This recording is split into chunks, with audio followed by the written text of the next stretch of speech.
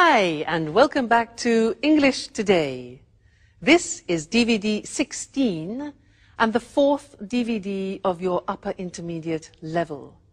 And in this DVD, we'll begin with another 2 episodes of our story, That's Life, followed by our special TV programs where our music expert will be talking about the world's most expensive violin. And then our weather expert will be looking at the possibility of a new ice age in England.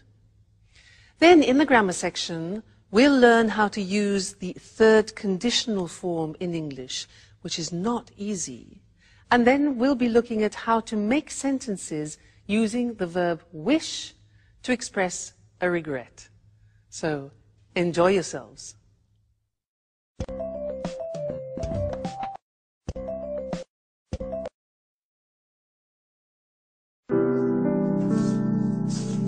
Good morning, Sarah. Have you seen what a beautiful day it is? How about I walk in the countryside and then we can relax by the pool? I don't really feel like going out. I'd rather stay in and read. Oh, come on, Sarah. Don't be your usual antisocial self. Let's have some fun together. Why don't we play a trick on the guys who are still asleep? We could wake them up with a nice bucket of cold water. What a stupid trick.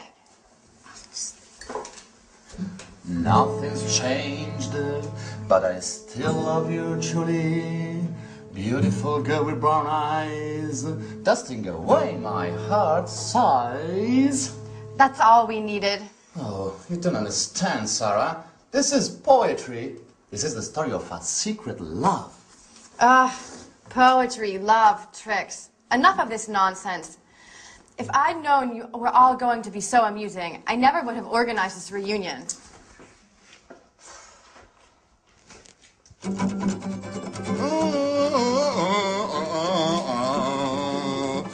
Beautiful girl with brown eyes, dusting away my heart aside. Oh no, Paolo! Look what a mess you've made. And by the way, you didn't clean the kitchen last night, did you? Come on, Michelle, give me a hand. No, I'm sorry. I can't touch that awful stuff. When are you going to get the message? I never touch that awful stuff. I hate detergents and the multinationals that make them. And I hate cleaning too. Oh, come on, we're on holiday. What is this racket? And what is going on in here? Has World War III broken out? It's just started. Well, soldiers Sandra's launch her offensive, but the Paolo Michel squadron is responding well to the attack and will defend its position to the bitter end. Stop playing around. Roll your sleeves up. The sooner we start working, the sooner we'll finish and we'll be able to relax by the pool. Wait a minute. I was just thinking of going back to bed. If I'd known what was waiting for me, I would have slept until midday. Maybe we could ask Sarah to give us a hand. Well, you must be joking. She just asked not to be disturbed and giving her a bad mood over the last couple of days. Well, we could ask Mike, though. Oh, no. I just saw him a few minutes ago. I asked him where he was going, and he said he was going to the village to buy a newspaper. He asked me if he should do some shopping, but I told him we'd all go to the supermarket together later on. Fantastic. First cleaning up, then the shopping. Just the sort of holiday that I'm dreaming of. Well, it's only the 4 of us here. Let's try the jobs out. Just a minute, just a minute. I've got an idea.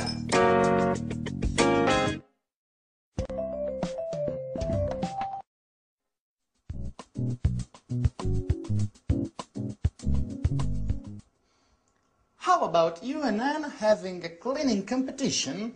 Time in here. You clear one part and you the other. Yes, and I can keep the time. And Paolo provides some beautiful background music. At the end, we'll see who's been the fastest. And, of course, which part of the kitchen shines the most. I think it's a great idea. You and Anne are always arguing about who's the best at doing things. Oh, this could be the right moment to show off your domestic skills. And the winner will be crowned Queen of Housewives. What do you think? Well, it's an unusual idea. It's very original, but I'm not sure. Oh, come on, Anne. Why not? It'd be interesting. Oh, okay. You've convinced me. Shall we start? Great! So, Sandra, you clean the sink, the cooker, and this part of the floor. Oh, and you've got the oven, the table, and this other part of the floor. Okay. Okay? Ready, get set, go! Sponge in hand. Sandra has cleaned the taps while Anne is intently sweeping the floor. Now Sandra is spraying detergent onto the cooking rings and started on the table. Time is passing by. Another contestant is showing signs of fatigue. The race is open and nothing is separating the two cleaners. Those college days were so long ago. You were so clever, so beautiful too, but I never forgotten you. Nothing's changed, I still try love you. Beautiful girl with brown eyes, dusting away my heart sighs. Finished. Incredible! You both finished at exactly the same time. Come on, Michelle. We need to decide which is the cleanest part.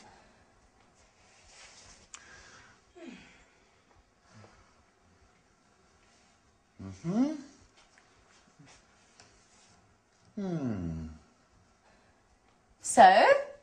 Who's won? Well, after considerable discussion, the jury declares that the winner is... Come on, don't keep us in the dark. Who's won? Or you've both won. It's a dead heat. You've finished together and both parts of the kitchen are perfectly clean. Okay, well maybe it's better this way, Sandra. At least there'll be no arguing about who's better at cleaning. Yeah, you're right. Let's forget our rivalries, at least for today. Come on, let's shake on it. Okay. We're both champion cleaners.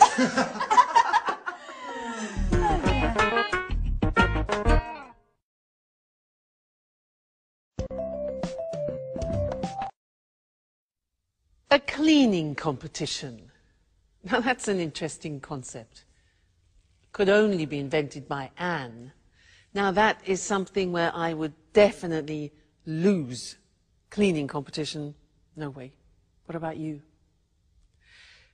Anyway, that last episode was great because it helps me introduce to you one of the most difficult grammatical forms in the English language, which is called the third conditional. We have three conditionals in English. 1, 2, 3. The first, let me give you an example. If I see him, I'll tell him. That's number 1. If I saw him, I would tell him. That's number 2. Number 3 is what we're going to look at now. If I had seen him, I would have told him. Sounds terrible, doesn't it? Too much grammar. But last lesson was useful because we learned the first part of the third conditional, which is the past perfect. They used it in the episode. It was Sarah. She said, if I had known you were all going to be so amusing, I would never have organized this reunion. Now that's a good example, and it's difficult. We often use the third conditional when we talk about a regret. Let me give you an example. I saw a beautiful house. It was quite expensive, but I liked it. I needed time to think about it. And I didn't buy it immediately. And then somebody else bought it. So I think, oh, if I had bought that house, I would have been so happy. So that's expressing a regret. So let's go to the screen and see how it's constructed, because it's really not easy. It takes time to be fluent in the third conditional. The grammar is this. If, because if describes a hypothetical situation. Now, when you're talking about the third conditional, it's an unreal, it's an impossible situation because you can't change it anymore. So we start with if, then the past perfect, which we learnt last lesson. Then we use would, which we also use in the second conditional, followed by have, the infinitive, and then followed by the past participle. So let's see how that works. If I hadn't gone, past perfect, to the party, I would have gone to bed early. Okay, so I went to the party and I didn't go to bed early. So the consequence is, if I hadn't gone to the party, I would have gone to bed early. But I didn't go to bed early. Okay, so what was the consequence of that? Now, imagine I drank a lot of wine and I had a terrible headache. And you think, ooh, regret. If I hadn't drunk, past perfect negative, if I hadn't drunk so much wine, I wouldn't have had such a bad headache yesterday. Now that's difficult. Look at that. Wouldn't have, negative, wouldn't have, plus the past participle of the verb have. So I wouldn't have had. Now this is not easy. It will take time for you to use fluently. You have to keep practicing it. Practice it in the toilet, in the bath, when you're walking down the street. Okay. Another example. Now, I didn't set the alarm, so I woke up late. If I had remembered to set the alarm, I wouldn't have woken, past participle, up late. If I had remembered to set the alarm, I wouldn't have woken up late. Seems difficult, doesn't it? Takes practice. Another example. I missed the bus. I didn't get up. The bus went without me. So third conditional. If I had got up earlier, I would have caught the bus. If I had got up earlier, I would have caught the bus. Impossible situation, can't change it. If I hadn't been late for work because I missed the bus, so I was late for work, my boss wouldn't have been so annoyed. Wouldn't have been, you notice be in the past participle, been so annoyed. And the last one. Well, we lost the contract because I went to the party, I drank too much wine, and I missed the bus. Everything was late. So if I hadn't gone to the party, we wouldn't have lost the contract. If I hadn't gone to that party, we wouldn't have lost the contract. Okay? Terrible consequences of my irresponsible behavior.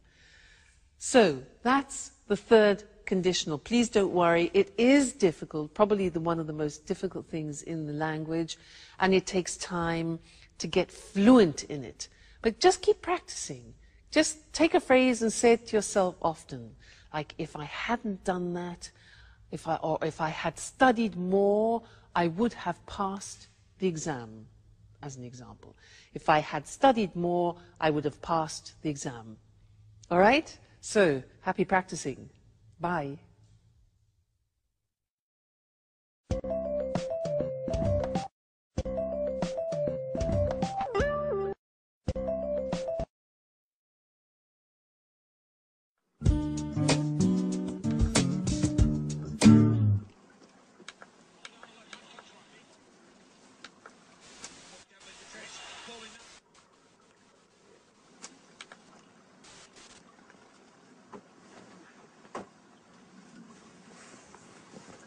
Hi, Sarah. Do you have a minute? I'd like to talk.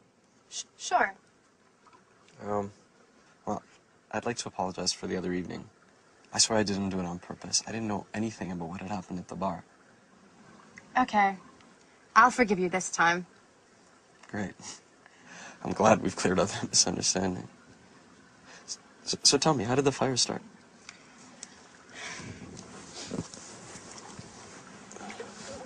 I don't really know. The lighting system had been checked 2 days earlier by the electrician, and the sprinkler system was working fine too. It had just been installed, but it didn't work. How's that possible? I don't really know. Someone must have thrown a cigarette on the curtains, which caught fire straight away. The whole pub burned down in a few hours. The fire brigade couldn't save the place. It all went up in flames. I wish I'd been more careful. I wished I'd checked everything more carefully. But it's not your fault, Sarah. How could you have prevented the fire? Come on, you've got to pull yourself out of this. You can't spend your whole life thinking about your problems. You used to be such a fun person. Life changes us, Mike. We've all changed since our university days. Sure. But I'd like to help you find your old enthusiasm again. Tell me, how can I possibly help? Well, I'm not sure. You're embarrassing me. Hey, you shouldn't feel embarrassed, not with me. We've always trusted each other, no? What time is it? 4:15. Oh, no. The match. It's already started. You know, Mike, we were talking just then. Yeah, I know. We'll continue our conversation later. I've really got to watch the game now. It's a great match. Chelsea against Manchester United. You know that doesn't interest me in the slightest. You haven't changed, Mike. All you think about is football. Football's the only important thing in your life. You're exaggerating now, sir. And you don't understand anything. All you care about is football. Maybe if I wore a Manchester United shirt, you'd pay me more attention. What did you say?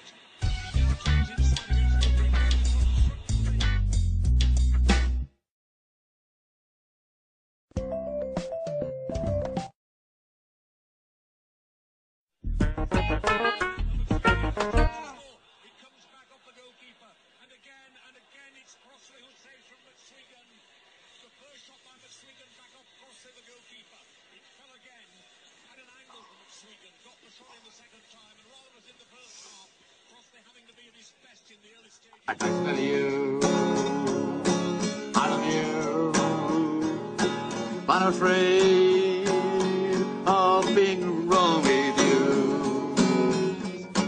Beautiful girl with brown eyes, dancing away my heart aside. Oh no, Paolo, that's all I needed is you, with your stupid guitar. I've had enough. I'm going to my room.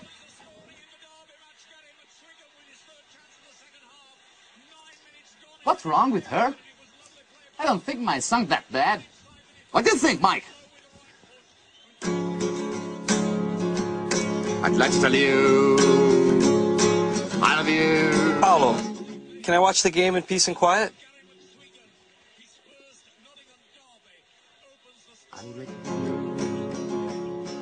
I love you. That's enough. I'm going to go watch this somewhere else. I can't believe it. They're all mad here. I'd like to tell you, I love you, but I'm afraid of being wrong. Beautiful girl with brown eyes, that's in a way my heart sigh. Oh, and at last someone who appreciates my talent. I knew you were an expert in music. That song, Paolo, what does it mean? Oh, I wrote it. Thanks to Mike that gave me the inspiration. You like it? Oh no. Mike? Yeah? That's not possible. I don't believe it. Unbelievable. They are all mad in this house. Beautiful girl with brown eyes, dancing away. My heart sighs.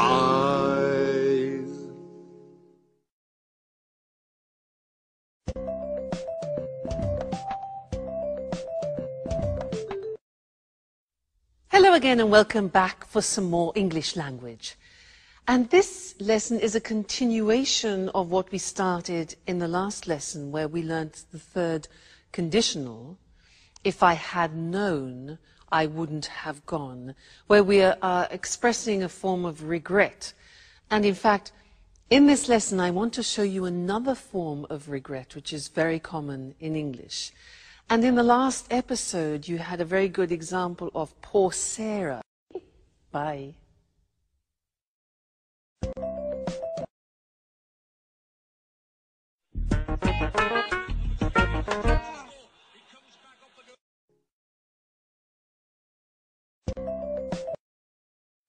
Hello again and welcome back for some more English language. And this lesson is a continuation of what we started in the last lesson, where we learnt the third conditional, if I had known, I wouldn't have gone, where we are expressing a form of regret.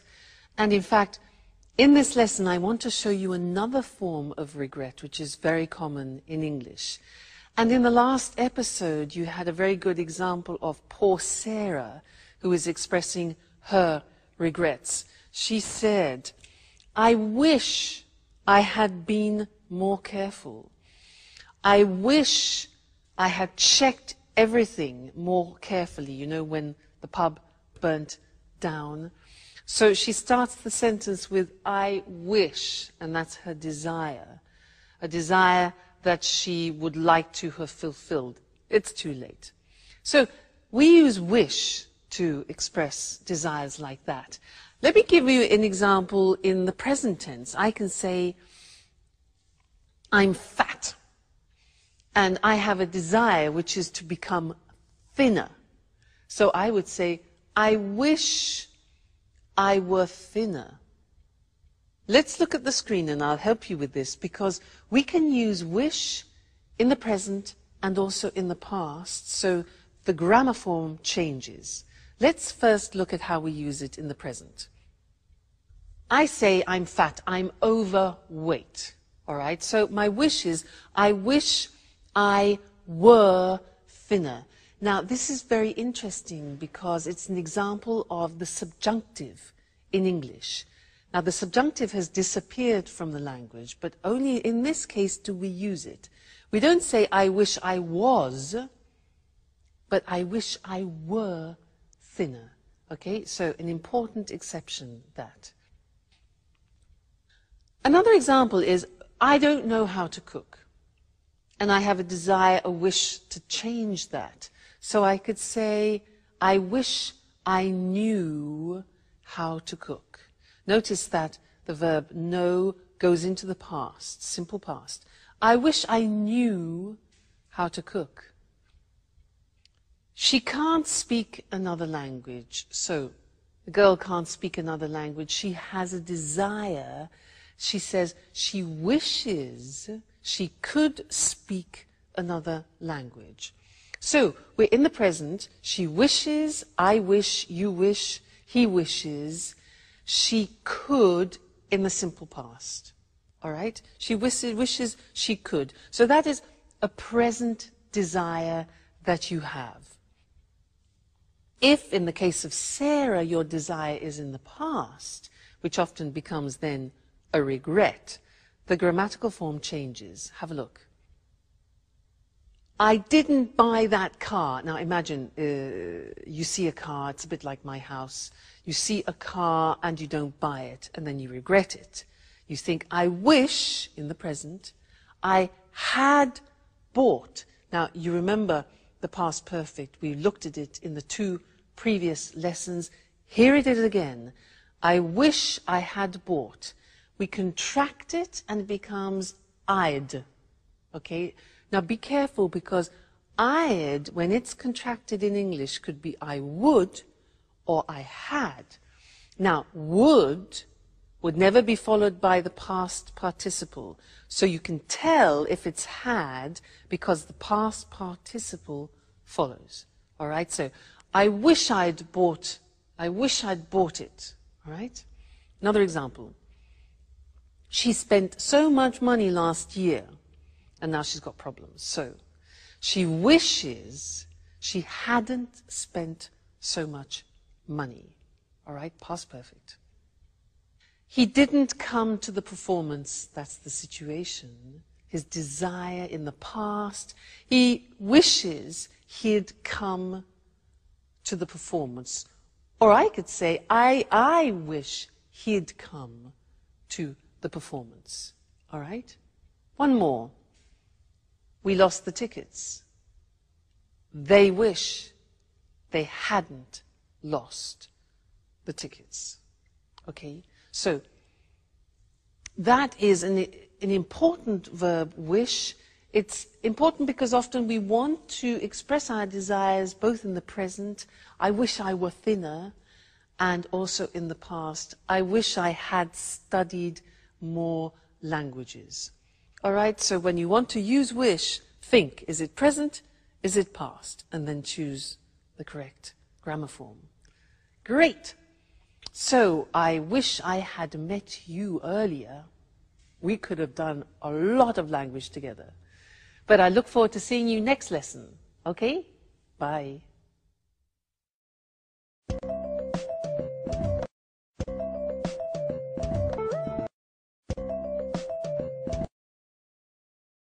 Good morning and welcome to this week's edition of Music World. And welcome to Tony Moore, our music expert. Hello, Lucy.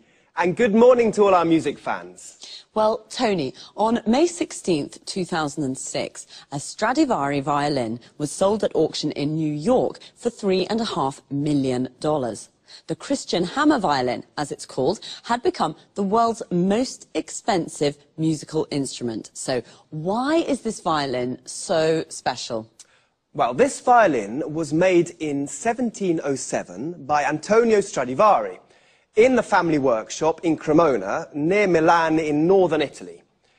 The years 1700 to 1720 are called Stradivari's golden period because of the exceptional sound quality of the instruments he made during this time. So why is the sound quality so good? Oh, good question, Lucy. During this period, Stradivari came up with some tiny improvements to the shape of the violin. Experts think that these changes to the shape of the violin, particularly to the shape of the belly and the back plate, may in part be responsible for their incredible sound quality. So it's the shape of the violins that makes them so sought after by the world's best musicians. Yes, but not only the shape. You know, the wood Stradivari used to make his violins may have been stored underwater in the Venice lagoon before he bought it. It's thought that this may have damaged the wood slightly and may in part be responsible for the special sound. So the shape and wood that was stored in the lagoon in Venice is why Stradivari violins are so special. Well, actually, there are one or two other possible explanations. Tell us more. Some music historians say that the varnish Stradivari used may be behind the exceptional sound quality. Others say the secret is in the glue he used. And two American scientists have recently suggested that the quality of these violins is due to the cold weather experienced in Europe during the period when the violins were made. Cold weather and wonderful violins. I don't see the connection, Tony. Well, you see, Lucy, the colder weather resulted in trees growing more slowly. The wood from these trees was denser than normal and makes a better sound when it's used for making violins. Interesting. I can see now that everything's perfect about these violins. By the way, who bought the Christian hammer violin? We don't know, actually. Well, the buyer remained anonymous. He or she is probably a private collector. And what do you think the new owner will do with this wonderful instrument? Well, music lovers are hoping that the owner will allow the world's best violinists to play the instrument at concerts around the world. This has already happened in the past, with this violin too. Its previous owner allowed Yehudi Menuhin to play the Christian hammer 15 times. So we'll be able to listen to its glorious sound again. Well, Tony, thanks for a fascinating programme. Goodbye. Goodbye. And of course, goodbye to all music lovers. We'll meet again soon for another edition of Music World. Wow, I never thought a violin could be so expensive. Of course, we're talking about a very special violin. The violin is what we call a string instrument. A violinist is a musician who plays the violin, and he or she uses a bow. A bow is a long wooden rod with horsehairs used for playing string instruments. The violin we spoke about today was sold at an auction for a lot of money. An auction is a public sale, a place where people bid against each other to buy something. To bid means to offer a price. You can buy almost anything at an auction: houses, furniture, paintings, instruments. The buyer of this Stradivari violin remained anonymous. To remain anonymous means to keep your identity secret. The owner of the Stradivari is probably a private collector. A private collector is a person who collects things for their own enjoyment. The Stradivari was made in a workshop. A workshop is a place where craftsmen make things. A craftsman is like an artisan. Well, as we heard, it's a violin with incredible sound quality. The quality of the sound is excellent. One reason could be its shape. The shape of something is its physical form. The belly of the violin is the part under the strings. We also have bellies. Your belly is this part of our body, and the back plate of the violin is the part at the back. Again, we also have backs. Your back is this part of your body. So, it's one of the most sought-after instruments in the world. If something is sought after, it means many people would like to have it. Well, I'd like to have the $3.5 million. That's all we have time for this week. Take care, and I'll see you again soon.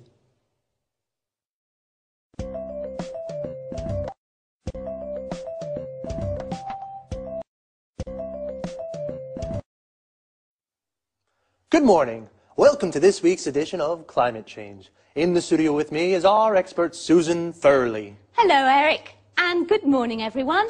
Well, Susan, let's talk about the weather in Scotland today. You know, I'm planning to visit the West Coast this summer, and I really don't know what kind of clothes to take with me. It's cold there, isn't it? Not really. Take your swimming costume, a beach towel, and some suntan cream. You're joking, aren't you? Not at all. The west coast of Scotland has beautiful islands and lochs and gardens full of tropical plants. Really? Yes, they're full of tropical plants. Tropical plants in Scotland. How is that possible? It's thanks to the Gulf Stream. You know, it's one of the world's most important ocean currents. It carries large amounts of warm seawater from the Caribbean Sea to the northwest of Europe. This warm water brings about an increase in the temperature here of about 9 degrees centigrade. Without it, the weather in Great Britain would be a lot colder. I thought it was cold. So, the west coast of Scotland is a tropical paradise? That's fantastic.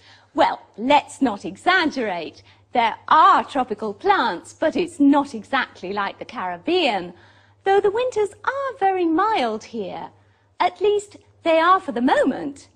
Since 1950, scientists have noticed that the flows of cold water in the North Atlantic that are associated with the Gulf Stream have decreased by 20%. We're not talking about the Gulf Stream here, but this change could slow down the Gulf Stream itself. And what's behind this change in the North Atlantic? Well, the water in the world's oceans and seas is constantly moving. The speed and direction of these movements of water are controlled by different factors, such as the shape of the ocean floor, the salinity of the water, and the Earth's rotation. Well, scientists have noticed that the ice sheets of the North Pole and Greenland are melting due to the greenhouse effect. This is reducing the salinity of the water in the North Atlantic and is reducing the flows of cold water that help the Gulf Stream bring warm water to Western Europe. So, are you saying that the seawater and the temperature in Great Britain could become colder? Yes. This has already happened in the past. Scientists have discovered that the Gulf Stream slowed down or maybe even stopped completely about 11,000 years ago. This brought about a fall in the temperatures in Northern Europe of 5 degrees. And could the same thing happen again now? Yes. Scientists fear that a knock-on effect of the salinity reduction may be the slowing down of the Gulf Stream again. And what would the effects of this be?